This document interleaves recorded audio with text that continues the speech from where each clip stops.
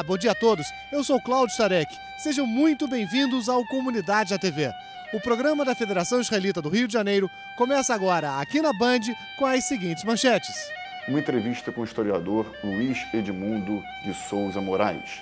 Ele vai falar sobre o negacionismo do Holocausto, preconceito, exclusão.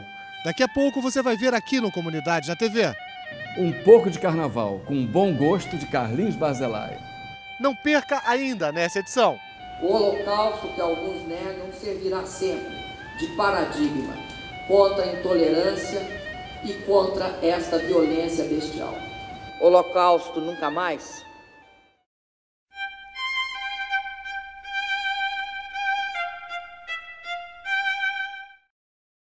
Salvador foi a capital escolhida pela Confederação Israelita do Brasil para realizar o evento em memória às vítimas do Holocausto. Semana passada, o Comunidade na TV exibiu a cobertura completa do evento. Na ocasião, a presidente Dilma Rousseff disse que no Brasil de hoje não há espaço para a discriminação e a intolerância. Assistam agora o discurso da presidente durante o evento. Eu me sinto extremamente honrada de participar pela segunda vez na condição de presidenta da República dessa cerimônia em memória das vítimas de um dos episódios mais violentos, mais trágicos, mais horripilantes da história da humanidade, especificamente da história do século XX, o Holocausto.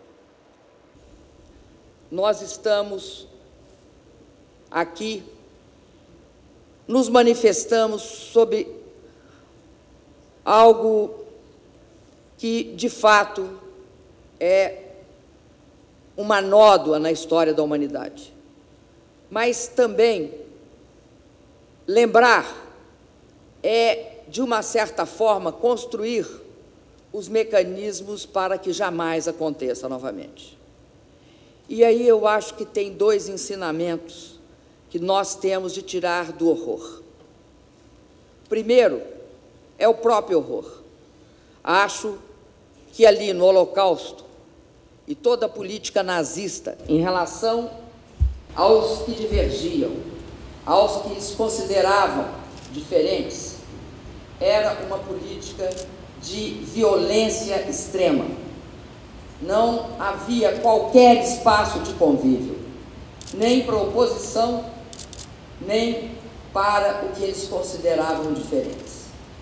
E aí vem uma segunda questão que é imensamente grave na questão do Holocausto. É a teoria de que uma parte da humanidade era melhor que a outra. Sem sombra de dúvida, na escravatura nós tivemos a mesma manifestação. Em todas as guerras étnicas se tem esta mesma expressão, mas no Holocausto foi feita uma tentativa. E o absurdo da tentativa é que ela foi tornada uma pseudociência, de que uns eram mais humanos do que outros. Isso nós não podemos aceitar, porque esse é o princípio que assegura a base de todas as guerras de extermínio, de todos os genocídios e também da xenofobia que aparece em certas ocasiões, em momentos críticos da história da humanidade. Basta andar pelos campos de concentração na Europa, projetados e construídos pelos nazistas para aniquilar a vida, que mostra, ele andando ali, salta aos nossos olhos, aparece claramente que o objetivo mais cruel era sufocar toda a dignidade humana e apagar qualquer vestígio de consciência. Sem dúvida nenhuma, o Holocausto, que alguns negam, servirá sempre de paradigma contra a intolerância e contra esta violência bestial. Não se tem notícia, em qualquer lugar em que houve comunidade israelense, comunidade judia, em que a intolerância fosse a característica. Holocausto nunca mais?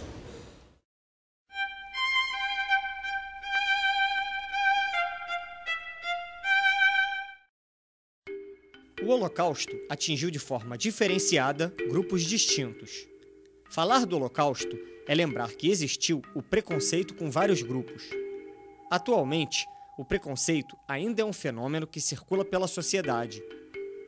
A diversidade deve ser valorizada para que a educação avance e se construa uma sociedade mais justa. Na Europa, alguns partidos ainda falam em conspiração judaica e sionista quando se menciona o Holocausto. Segundo o cônsul honorário de Israel no Rio, Osias Wurman, 20% da população alemã ainda nutre simpatia pelo antissemitismo. Recentemente, o professor Luiz Edmundo de Souza Moraes, da Universidade Federal Rural do Rio de Janeiro, participou do evento da Confederação Israelita Brasileira, em Salvador, em memória às vítimas do Holocausto.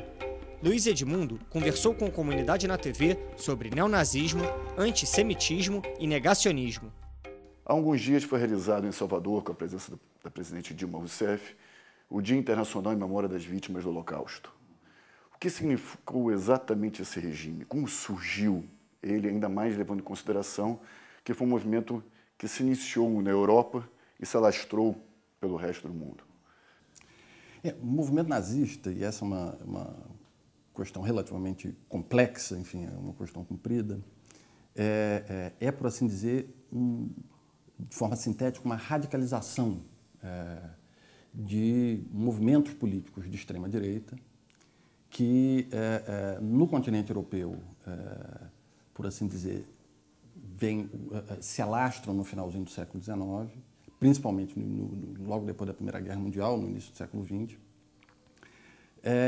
e que tem como bandeira fundamental um projeto de construção de uma sociedade homogênea, chamemos assim.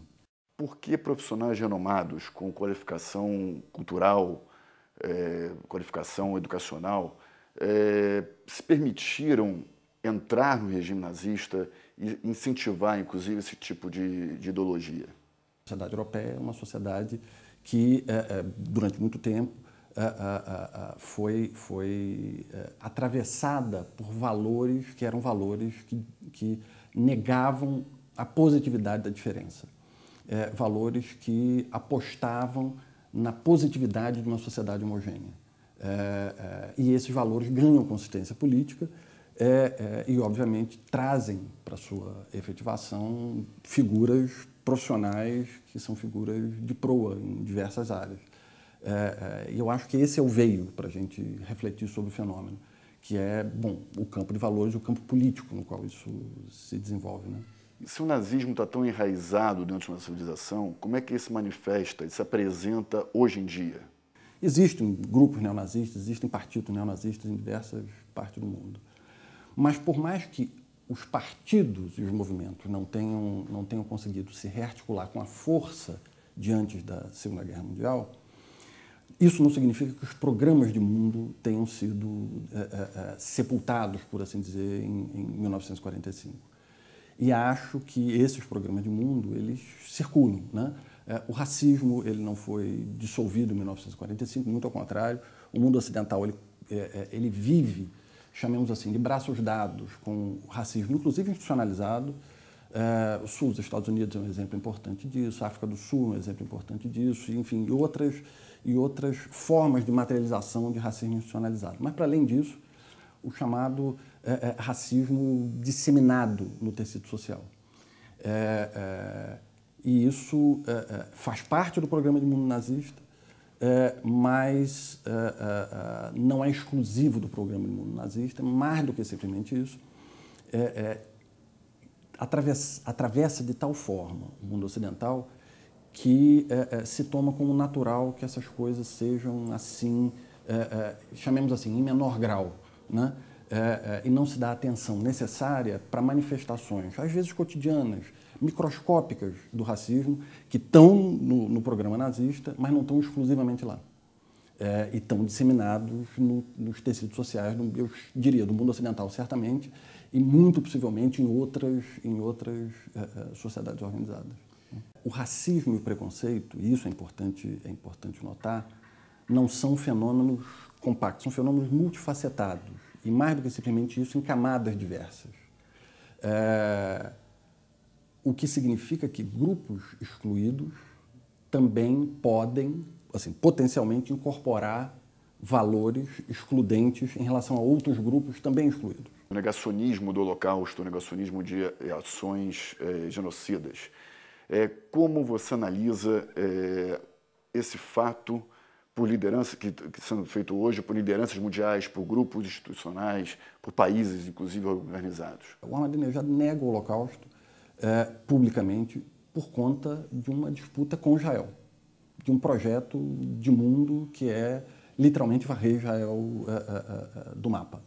Mas nem todos os negacionistas têm este mesmo projeto de mundo. Na Europa existem figuras de proa de movimento de extrema-direita que até falam na conspiração judaica, na conspiração sionista, que eles dizem. Mas o fundamento é, principalmente, reabilitar um projeto de mundo nazista, ou reabilitar os partidos políticos que se vinculam com o nazismo e que hoje têm pouca penetração social, exatamente por causa do Holocausto.